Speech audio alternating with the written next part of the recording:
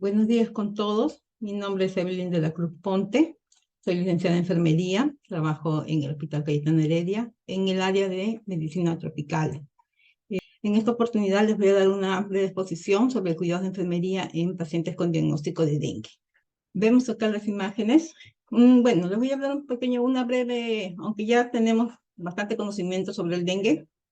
Ya vemos que continuamente el MINSA lanza lo que son las campañas activas, ¿no? Tanto de prevención como de control de los vectores, de los casos de reservorio en diferentes partes del Perú, no solamente acá, también en otros países, por el incremento de estos casos.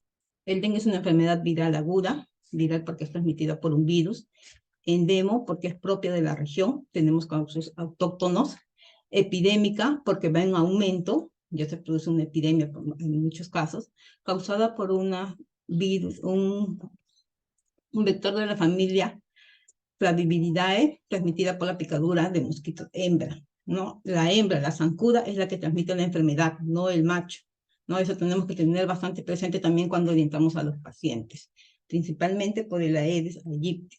Esta es la mosquita hembra, la que tiene ciertas características, ¿no? Ellas son las que se encargan de transmitir la enfermedad, ya que el mosquito macho es el que se alimenta mayormente de el néctar de las frutas, el néctar de las flores. Una leve introducción. ¿Por qué el dengue es tan importante? ¿Por qué hay tanta difusión del dengue en el Perú y en otros países? Porque el 40% de la población mundial está en riesgo de contraer la enfermedad. El dengue afecta seriamente a los países latinoamericanos, como en el caso de nuestro país, caribeños, causando pérdida laboral y de vidas. La extracción del vector y la aparición en la región de múltiples serotipos ha conllevado un aumento de 30 veces en la incidencia de dengue.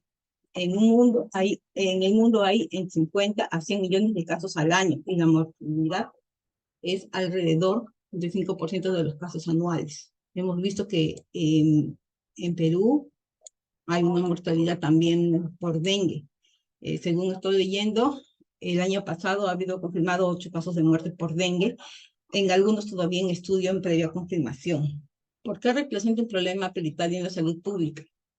Porque hay una intensa transmisión viral con tendencia al crecimiento, ¿no? Ya que tenemos factores que favorecen que crezcan estos reservorios, estas larvas.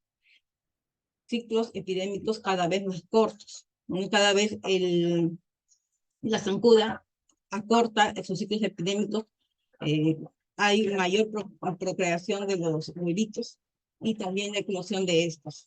Aumento en la frecuencia de brotes de dengue hemorrágico, circulación simultánea de los 4 serotipos. Recordemos que el dengue tiene 4 serotipos, no, el serotipo 1, 2, 3 y 4.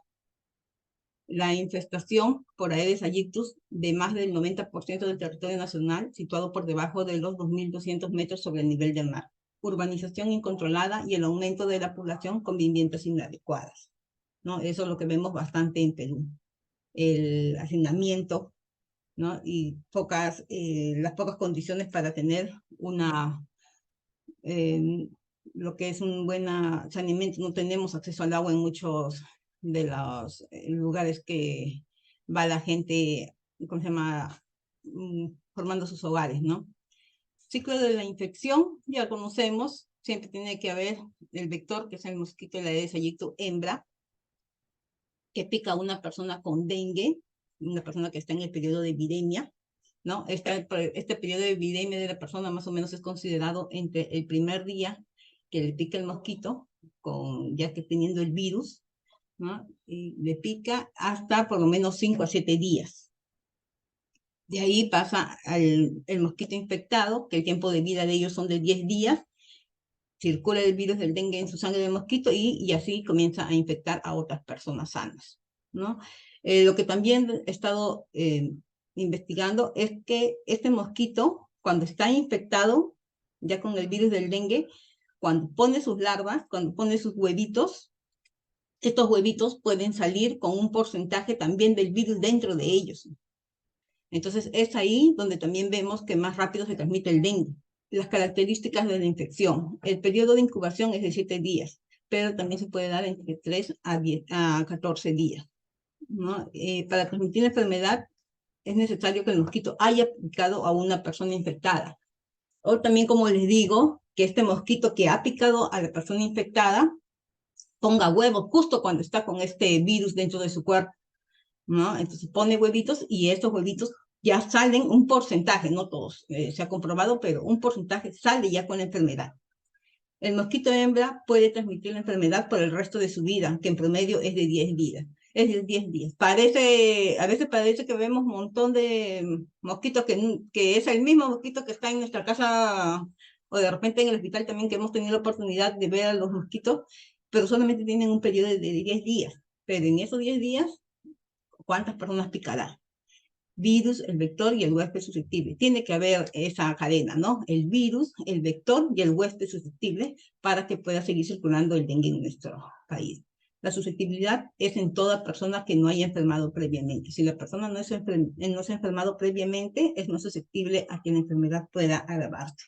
Bueno, también un poco hablarle de los ciclos biológicos que también ya conocemos. La hembra puede ovipositar de 100 a 200 huevos por postura, ¿no? Que es bastante, ¿no? El ciclo de postura a la eclosión es de 48 horas, es corto, pero puede prolongarse hasta 5 días dependiendo de los factores climáticos también que pueda tener, ¿no? Dependiendo de las condiciones necesarias para que pueda producirse esto.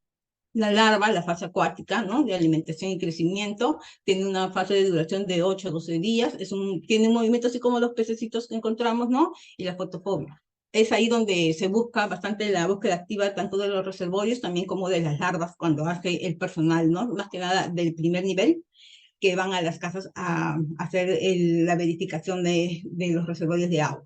La pupa, que es una metamorfosis de larva a adulto, que tiene una duración de 2 a 3 días, y ya en sí el adulto, ¿no? Que es la fase reproductora de Aedes aegypti, que tiene un abdomen agudo, como pueden ver acá en la imagen del zancudito de la zancuda, un abdomen agudo, es de color negro con manchas blancas y plateadas en diferentes partes del cuerpo. La que hemos tenido oportunidad de ver, sí es como una cebrita, ¿no? Se identifica claramente a comparación del macho, que es más pequeño, la hembrita es muchísimo más, un poco más grande, ¿no? Y tiene un dibujo, en el tórax tiene un dibujo característico de franja de clara de lira, ¿no?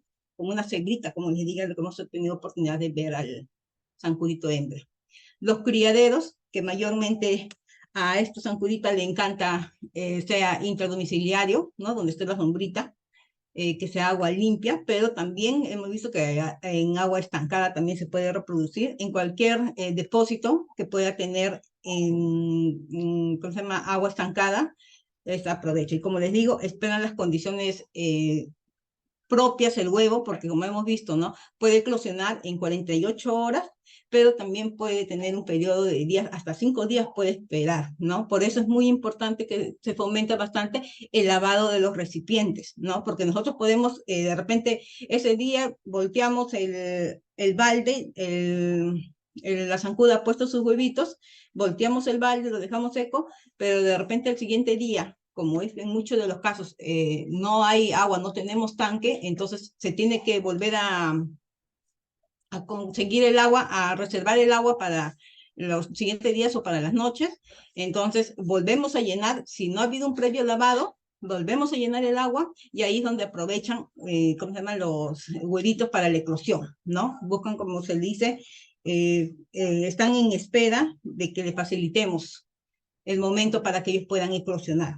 Igualmente también en los cementerios, que hemos visto mucho que ya se ha prohibido en muchos casos el uso de lo que son las flores naturales, ¿no? Se sugiere las flores artificiales o el uso también de arena para que no haya reproducción de estas, pero en muchos casos vemos desgraciadamente de que no se toma conciencia. La evolución clínica. El dengue tiene diversas formas clínicas, desde cuadros indiferenciados hasta formas graves que llevan a choque y falla en órganos vitales. Es una enfermedad dinámica, a pesar de su corta duración, porque no demora más de una semana, inclusive lo que es la enfermedad. Dinámica, ¿por qué decimos dinámica? Porque un día el paciente puede estar bien y el otro día ya puede estar entrando a una unidad de cuidados intensivos, ¿no? Se puede agravar de manera súbita, por lo cual el paciente necesita un seguimiento diario. Este cuadrito ya lo hemos visto muy seguido, ¿no? Es el cuadrito de los días de enfermedad, ¿no? Desde que comienza la enfermedad, desde que comienza el curso de la enfermedad, se divide en tres: febril, crítica y fase de convalecencia. El febril se caracteriza principalmente por el aumento de temperatura y también por el aumento de la carga viral, la viremia. En la fase crítica, que comienza el tercer día, aproximadamente hasta el quinto o sexto día, ¿no? Ya hay un descenso de temperatura, pero hay un deterioro de órganos. Puede haber, mejor dicho, ¿no? No en todos los casos, pero ahí es donde podemos encontrar el deterioro de órganos, el sangrado por shock. También hay cambios en el laboratorio. ¿Qué pasa? Hay aumento de hematocritos, ¿no? Y caída de plaquetas. Y lo que es en la fase de convalecencia, ya cuando está pasando la enfermedad, ya la temperatura ha subido por completo, ya se reabsorbe la sobrecarga de líquidos, ¿no? Aumentan las plaquetas y también ya comienza a aparecer lo que es la inmunoglobulina M y G, ¿no? La G, la que queda después como memoria grabada para nuestro sistema inmunitario. La clasificación también que conocemos, que es el dengue sin signos de alarma, dengue con signos de alarma y el dengue grave, ¿no? El dengue sin signos de alarma, que sabemos que mayormente se maneja en casa. Ahí también tenemos que tener una buena capacitación con el paciente para instruirlos cuáles son los signos que tienen que tener ellos y los cuidados que deben manejar en casa. El dengue con signos de alarma, ¿no? Y el dengue grave, ya que esto ya pasa a una unidad de cuidados intensivos. Los signos de alarma: el dolor abdominal intenso y continuo, los vómitos persistentes, la somnolencia y irritabilidad, sangrado de mucosas, una hepatomegalia. El derrame sedoso puede ser tanto de peritoneo del abdomen, pleura, pulmones o pericardio, ¿no? Del corazón, detectado por clínica, los exámenes de laboratorio y también lo que son las ayudas por imágenes, ¿no? Tanto rayos X como ecografías del abdomen, donde se puede ver si es que hay un derrame, ¿no? Aumento brusco de hematocritos con rápido descenso del número de plaquetas, que también es un signo de alarma. En la fase de diagnóstico. En la fase de diagnóstico, los exámenes que más se utilizan a nivel nacional es la detección del antígeno NS1, ¿no? Que esto es un tipo de enfermedad igual o menor a 5 días durante el periodo virénico se puede detectar. Y con eso tenemos una confirmación de que es dengue, ¿no? Pero es dentro de los 5 días que se tiene que este nos da un positivo. También existen lo que son los métodos directos, ¿no? Que es el aislamiento viral, la detección de genoma y la detección de antígeno, ¿no? Son de mayor confianza, menos facilidad de uso. ¿Por qué? Porque esto demora un tiempo, ¿no? Demoran más de una semana, entonces no es muy favorable ayudarnos en el momento que tenemos el paciente cuando ingresa, ¿no? Esto ya se va haciendo, pero ya el tiempo que nos llega a los resultados, ya hemos podido ya comenzar de repente sobrellevar la enfermedad, ¿no? Y los métodos indirectos, que es la serología, inmunoglobulina M y la inmunoglobulina G. Acuérdense que la inmunoglobulina M nos detecta que está la enfermedad activa. Y la inmunoglobulina G nos quiere decir que ya la enfermedad ha pasado, ¿no? Que ya ha pasado y nuestro cuerpo, nuestro sistema inmunitario, ya ha reaccionado y también ya tiene el antígeno, pero para el serotipo que ha sido infectado, ¿no? Acuérdense que hay 4 serotipos, serotipo 1, 2, 3, 4, y de acuerdo a la hemoglobina G, solamente es para el serotipo, ¿cómo se llama?, que hemos sido infectados.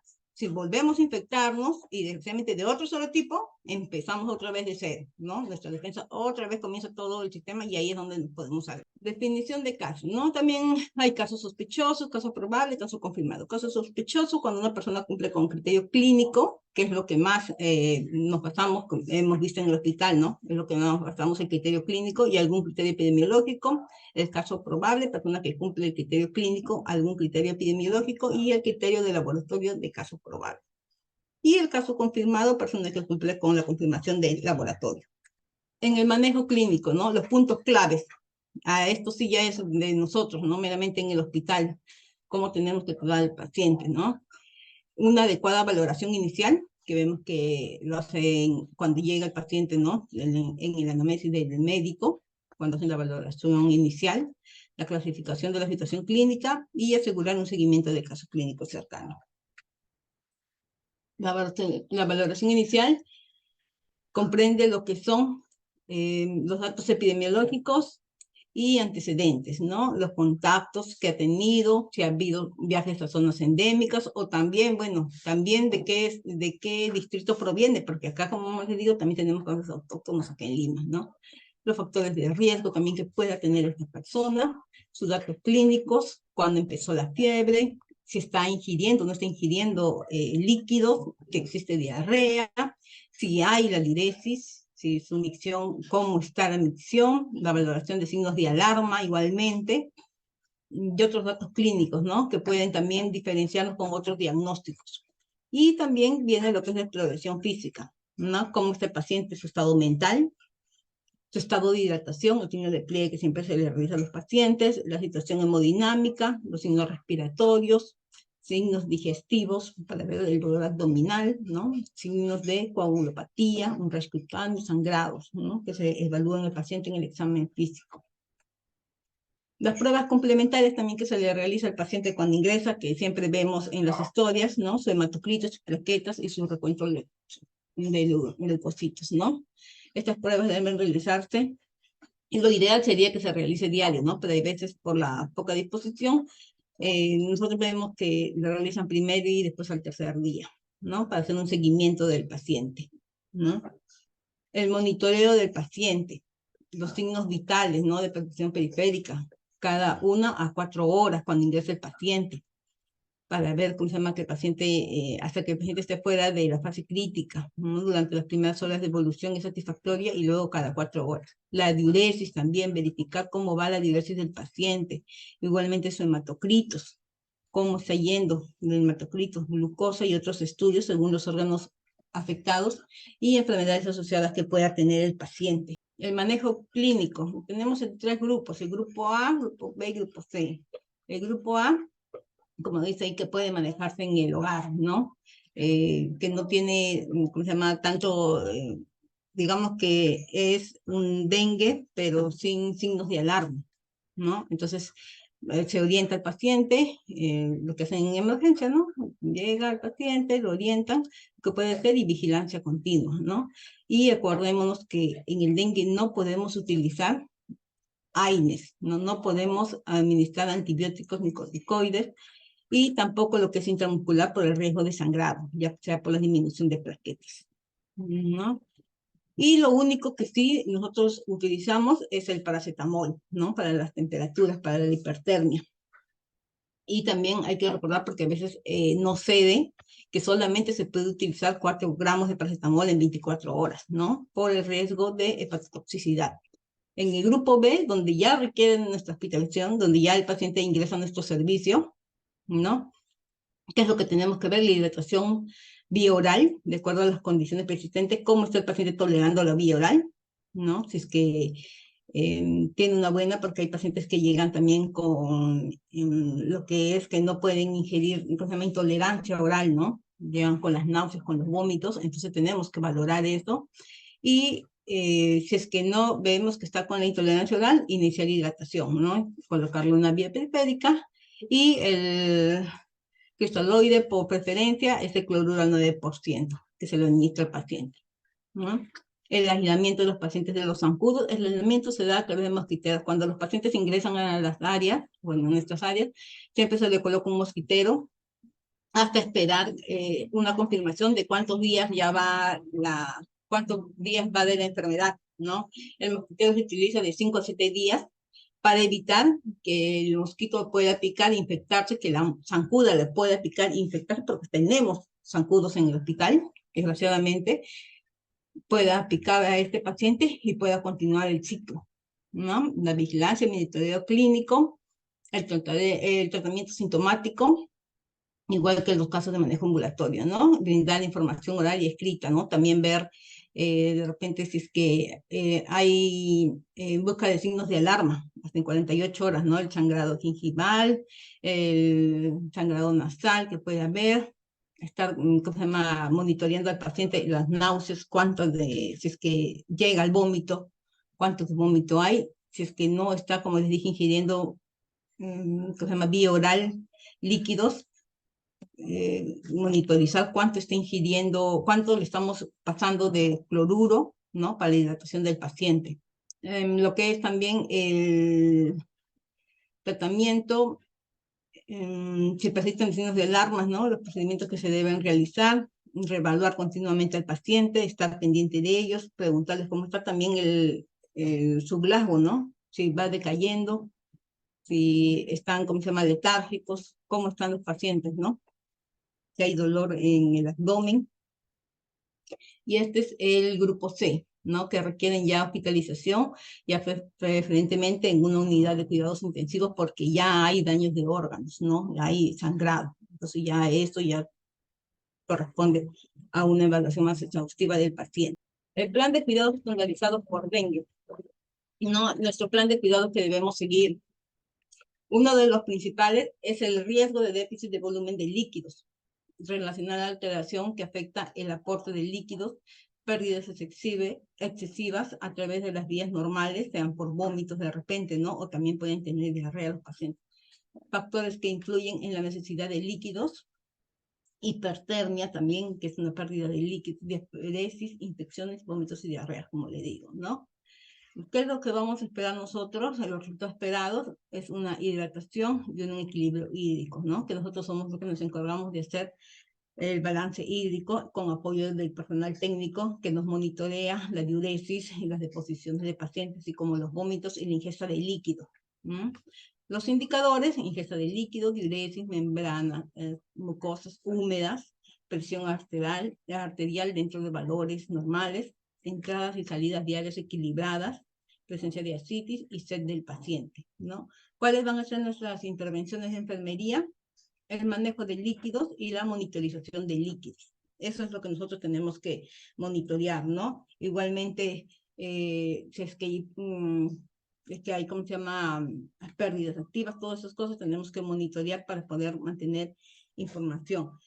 Una de las cosas también que tenemos que tener bastante cuidado con el balance hídrico es qué clase de líquidos está ingiriendo el paciente, porque a veces tenemos los pacientes que ingresan a hospitalización, ingresan con su éspole, ingresan con sus líquidos que les manda, entonces tenemos que tener cuidado con qué líquidos está ingresando el paciente, con qué cosas está ingresando el paciente para poder hacer verificación, que eso nos apoya el personal técnico, ¿no? Y también de todas maneras instruir al paciente, informarle que lo mejor que puede ingerir es el agua sola, ¿no? Desgraciadamente también es recomendable el ingerir lo que son jugos de frutas naturales hechos en casa, pero en el hospital sabemos que no tenemos esa facilidad y también es muy riesgoso pedirle al familiar, hay veces que nos traiga jugo de frutas porque mayormente ellos compran afuera, ¿no? Entonces, para evitarnos eso, sencillamente ¿cómo se llama?, agua que pueden traer o también que nos da los jóvenes de nutrición, ¿no? La monitorización del líquido igual, si es que hay deposiciones, cómo es la deposición, ¿no? Educar al paciente, informarle que no jale, porque muchos de ellos se levantan todavía al baño, ¿no? No están acostumbrados los pacientes a hacer en los pañales. Entonces se levantan al baño, informar que no jalen ¿cómo se llama?, la palanquita del baño para nosotros poder visualizar la contextura y la cantidad de las heces, ¿no? Igualmente también la micción, brindarles a los varones, más que nada a las mujeres es más difícil, pero a los varones brindarles un papagayo artesanal que hacen esto o solicitar a los familiares para poder contabilizar cuánta de orina está el paciente realizando, ¿no? Porque a veces dicen, no, sí orino normal, pero ¿qué es normal, no? ¿Cuánto es el normal? Entonces, en ese manejo de líquidos nosotros tenemos que estar pendientes. ¿Qué está tomando? Acuérdense también que la dieta que ellos están ingiriendo debe ser una dieta hipograsa porque tienen el sistema inflamado por la misma enfermedad. Entonces tenemos que verificar que sea una dieta correcta, cuánto está comiendo, verificar lo que come el paciente, como va el personal técnico a verificar en cada uno cuánto ha comido de sus restos, ¿no? Igualmente también tener presente, como les volví a recalcar, el agua, ¿no? Porque ellos tienen a veces sus botellas de agua, nosotros le damos otra jarrita de agua, entonces, ¿cuánto quedó del turno anterior y cuánto está tomando el paciente, ¿no? Y si utilizamos lo que es la hidratación, porque el paciente de repente no tolera, hemos tenido casos de pacientes que no toleran la vía oral, entonces, ¿cuánto de hidratación, cuánto de cloruro estoy pasando, ¿no? Y cuánto de micción me está realizando el paciente, Otro diagnóstico que tenemos de enfermería es la hipertermia, que también es un signo clásico en la enfermedad, ¿no? Y está manifestado por el aumento de temperatura corporal, fiebre enrojecida, taquimia, taquicardia y calor al tacto, ¿no? Para eso también debemos solicitar al paciente el termómetro de mercurio, que es el más confiable, ¿no? Porque los termómetros a veces que tenemos de los que son eléctricos no son confiables, muchas veces no tienen buena calibración, entonces los más confiables y que cada paciente debería ingresar debería ser con su termómetro de mercurio, ¿no?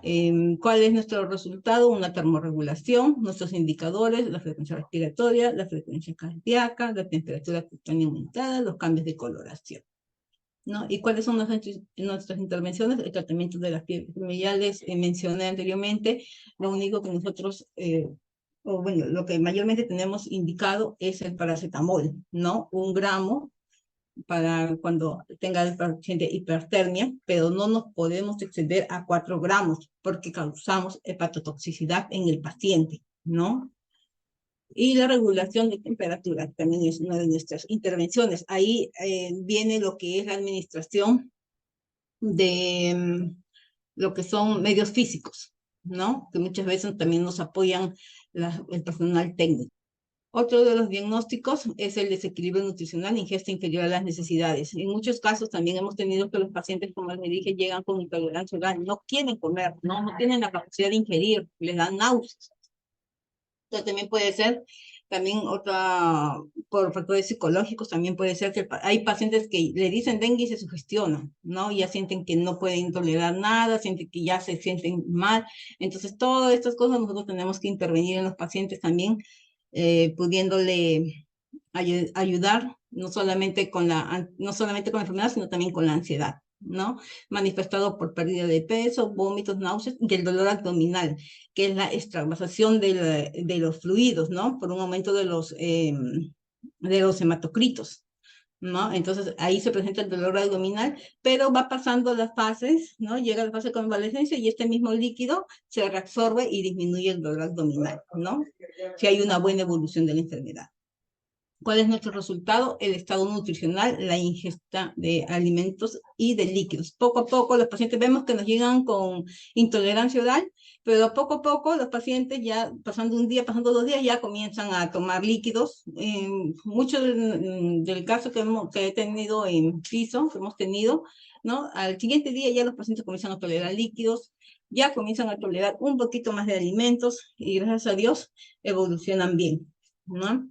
Y nuestras intervenciones, la alimentación, como les digo, cuidar la dieta que se le da, aunque el personal de nutrición ya tiene las dietas indicadas, ¿no? Pero nosotros de todas maneras verificar porque los pacientes reciben visita y muchas veces los familiares, pues no, ay, pobrecito, le llevo esto, entonces verificar.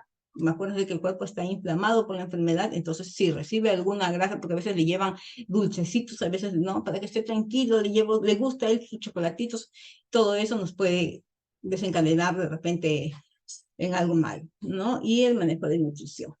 También tenemos lo que es el dolor agudo. Muchos pacientes vienen con el dolor agudo, ¿no? En muchos casos el abdominal, ¿no? En muchos casos el abdominal. Dolor agudo relacionado con agentes lesivos biológicos o físicos, manifestado por cambios en la presión arterial, cambios en la frecuencia cardíaca, cambios en la frecuencia respiratoria, diaforesis, conducta expresiva, su facie, observación de evidencias de dolor e información verbal del paciente, ¿no? Ellos nos informan que está doliendo. ¿Y cuál es el resultado esperado? El control del dolor. Los indicadores refiere dolor controlado, aplicar la escala de EVA, ¿no? Para que nos digan cuánto de dolor tiene el paciente. Reconocer factores causales, utilización de analgésicos de forma apropiada, eso ya es indicado por el médico, ¿no? Lo que nos puede decir. Y reconocer síntomas de asociación al dolor. Nuestras intervenciones, manejo del dolor, nos puede dar de repente el médico el uso de algunos, ¿cómo se llama? analgésicos, ¿no? La administración de analgésicos, la administración de medicación, pero también muchas veces de estos casos también es hablar con el paciente, ¿no? Para calmarlo un poco, para decirle que está tranquilo, que está en buenas manos, ¿no? A veces, muchas veces los pacientes tienen con toda, como les dije, con toda la ansiedad de que ya es dengue, es grave, ¿no? Algo me va a pasar, me va a morir algo, entonces estamos nosotros para brindarles la tranquilidad y poderles decir, poderles explicar, informar del transcurso de la enfermedad y decirles también que vamos a estar nosotros pendientes, ¿no? Que se tranquilice, que nosotros vamos a estar ahí con ellos. Otro diagnóstico de enfermería es las náuseas, relacionado con el dolor, la irritación gástrica y la distensión gástrica, ¿no? Manifestado por aversión a los alimentos, sensación de náuseas, informe de náuseas, ¿no? ¿Cuál es nuestro resultado? El control de náuseas y vómitos. ¿No? Nuestros indicadores: reconocer el inicio de náuseas, describe factores causales, reconoce estímulos precipitantes, utilización de medicación, antieméticos según las recomendaciones, según las indicaciones médicas, informa de náuseas, esfuerzo para vomitar, ¿no? Y vómitos controlados. En eso de acá, cuando dice describir factores causales, tenemos que también ver, el paciente de repente no come 1 o 2 días, y al tercer día, que está con hambre, el paciente se quiere comer todo entero, ¿no? Me está pidiendo tanto su comida de él, le piden más a los jóvenes de nutrición, o están buscando en algún vecino si es que no ha comido la fruta o no ha comido algo para que ellos estén haciendo, porque se sienten que quieren devorar todo el mundo, ¿no? Entonces también igualmente la falta de educación, informarles, ¿no? Todavía está, ¿cómo se llama?, el estómago resentido, hablarle, tratarle de explicarle en los términos que ellos nos puedan entender, para que no cometan los errores, porque muchas veces comen demasiado y después están con todas las náuseas, con todo el vómito, pero es por un factor causal, ¿no? Por un estímulo que ya han tenido, ¿no? Entonces, no propiamente por la enfermedad, sino porque ellos mismos han tenido una ingesta demasiada de alimentos. Entonces, también eso explicarlo, ¿no? Y las intervenciones, el manejo de las náuseas, ¿no? Como que les digo, algún antiemético que nos pueda dar la indicación. Y uno de los diagnósticos que ya hemos tenido de riesgo, pero uno de los diagnósticos que tenemos que siempre estar ahí alerta, es el déficit de volumen de líquidos, ¿no? Relacionados con pérdidas activas, manifestado por sequedad de las membranas mucosas, disminución de la presión arterial, aumento de la frecuencia del pulso, aumento de la concentración de orina, la disminución de la diuresis, la sed, la debilidad, aumento de la temperatura corporal, ¿no? Los problemas que puede llevar esto es el estado de shock. La etiología es el aumento de la permeabilidad vascular, que esto se debe a lo que es el aumento de los hematocritos, ¿no? Entonces hay una extravasación fuera de los vasos sanguíneos que se presenta en el abdomen, y es donde produce una de las pérdidas activas del volumen. Lo que son nuestros indicadores, nuestros resultados, disculpen, el estado circulatorio, la perfusión tisular celular, la severidad de la pérdida de sangre, ¿no? Y dentro de nuestros indicadores, la presión arterial, que se mantenga una presión adecuada, ¿no? Una hidratación cutánea, humedad, que veamos que hay humedad en las membranas mucosas, el pulso periférico, cómo se encuentra, el examen de laboratorio del hematocrito, ¿no? Cómo se encuentra la sed del paciente, si hay presencia de ascitis, si la orina está oscura es porque la orina está recargada, no hay una buena diuresis, entonces eso también tenemos que evaluar. La diarrea, la frecuencia cardíaca, el ritmo cardíaco, la presión del pulso, la saturación de oxígeno, ¿no? El gasto urinario también, sacar cuánto de gasto urinario está haciendo mi paciente en las 24 horas, la gasometría arterial media, que se encargan los médicos de los análisis del laboratorio, la piel cómo está, el nivel de conciencia que nosotros tenemos que valorar, ¿no? La distensión abdominal, y si es que hay hematuria, ¿no? También, o como les dije, también sangrado, de repente de lo que más común, que es nasal o gingival también, que es, ¿no?